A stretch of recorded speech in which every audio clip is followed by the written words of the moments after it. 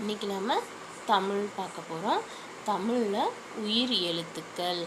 உயிர் எழுத்துக்களில் 12 எழுத்துக்கள் இருக்குது. சரியா? உயிர் எழுத்துக்கள். உயிர் எழுத்துக்களில் எவ்வளோ எழுத்துக்கள் இருக்குது? 12. அந்த 12 எழுத்துக்களில் நம்ம இன்றைக்கி 2 எழுத்துக்கள் பார்க்க போகிறோம். அதில் முதல் எழுத்து அ. அ அம்மா. அ அம்மா. அ அணில். அ அணில்.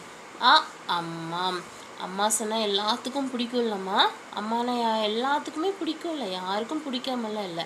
அம்மானா எல்லாத்துக்கும் பிடிக்கும். அப்போது நீங்கள் இந்த எழுத்தை மறக்கக்கூடாது. அ அப்படின்னு சொன்னாவே என்ன சொல்லுவோம்? அ அம்மா. அ அம்மா. அ அணில். அணில் யாரெல்லாம் பார்த்துருக்கீங்க? வீட்டில் மரம் இருந்துச்சுன்னா அந்த மரத்துல எல்லாம் பழங்கள் ஏதாவது இருந்துச்சுன்னா அந்த பழங்களெல்லாம் சாப்பிட்றதுக்காக அணில் வரும். அப்போ அணில் அந்த பழங்களெல்லாம் கொஞ்சம் கொஞ்சமாக சாப்பிட்டுட்டு என்ன பண்ணும்? மீதியெல்லாம் வச்சுட்டு ஓடிடும். அப்படி அணில் மரத்தை சுற்றிட்டே இருக்கும். அப்போ நிறைய பேர் நம்ம எல்லோரும் என்ன பண்ணியிருப்போம்? அணில் பார்த்துருப்போம் இல்லையா? அ அணில். அப்போது அணிலையும் நம்ம மறக்கக்கூடாது. அ அம்மா. அ அணில். அ அம்மா. அ அணில்.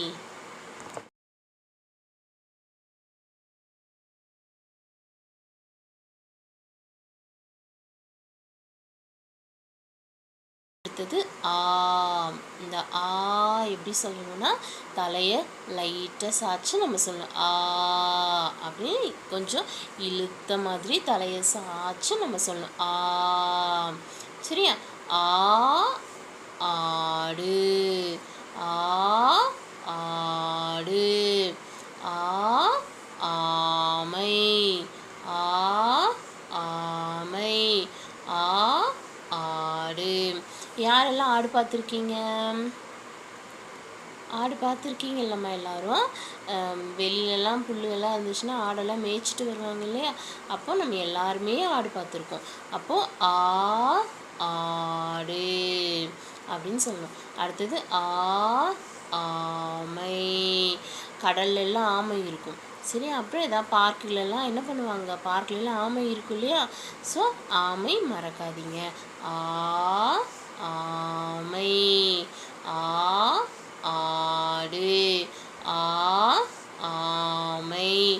ஆ சொல்லும்போது என்ன பண்ணும்? தலையை சாய்ச்சி சொல்லணும். ஆ. சரியா? ஆ ஆடு. ஆ